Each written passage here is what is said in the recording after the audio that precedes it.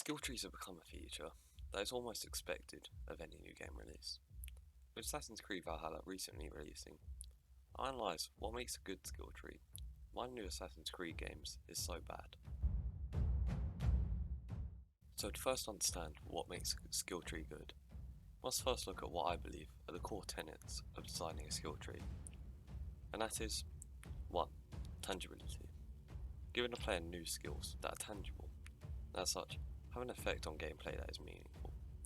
For example, instead of an incremental stat boost, a double jump could be applied. Secondly, transparency. Skills should not be obscured to the player.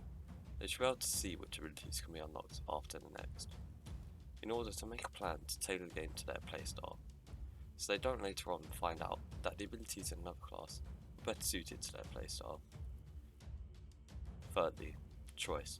There should be multiple distinct main options to level up, allowing some control of the player's freedom of choice, therefore pushing them towards one type of play instead of becoming an all-rounder. It forces them to adapt their play towards a playstyle they're trying to level up.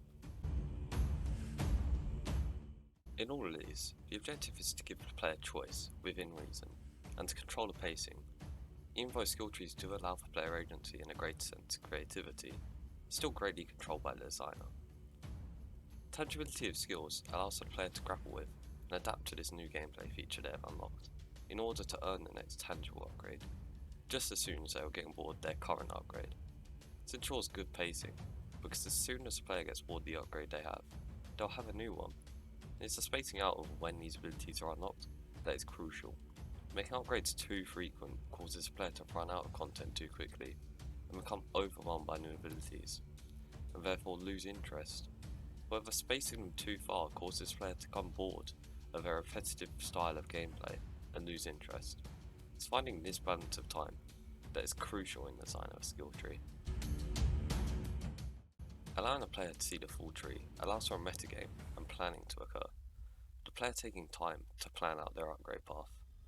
This could allow for, in some games, tailoring their gameplay to unlock specific skills in that tree, or just allow the player to feel as though spending their points have impact, as they have a drive to earn a far-reaching target, as in some of the later skills. The sense of choice plays into this, as this allows the player to feel as though the game is personal to them, and allows them to play how they want to, and mold the game, within reason, to their playstyle, allowing them to tell the game what aspect is most fun for them, and prioritise it. So, Assassin's Creed Valhalla. Valhalla presents a skill tree of a multitude of tiny stat increments that break up the more tangible rewards. This presents an artificially accelerated sense of progression. This player will level up hundreds of times in the game. You only gain access to a handful of worthwhile abilities. Much of the tree is also obscured to the player. Whilst this does prevent the player becoming overwhelmed with its size, it does cause some situations in which you find a useful skill is in an entirely different part of the skill tree, and that you have devoted your skill points to the wrong area. This is a major mistake, as it does not allow for players planning their progression. It makes sword progression daunting and frustrating. It also does not allow for much choice in a real sense, as even if you devote much of your skill points in stealth, much of the gameplay revolves around raiding, and the fact that many of the enemies are easy to kill anyway, makes leveling in stealth sort of meaningless.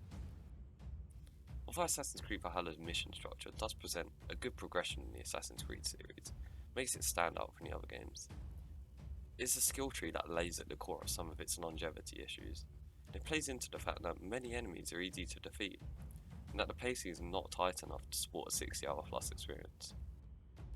With some tweaks to the tree, to remove the many arbitrary stat boosts and obscurity, and decreasing the skill point gain, this game could have a better longevity and better reception.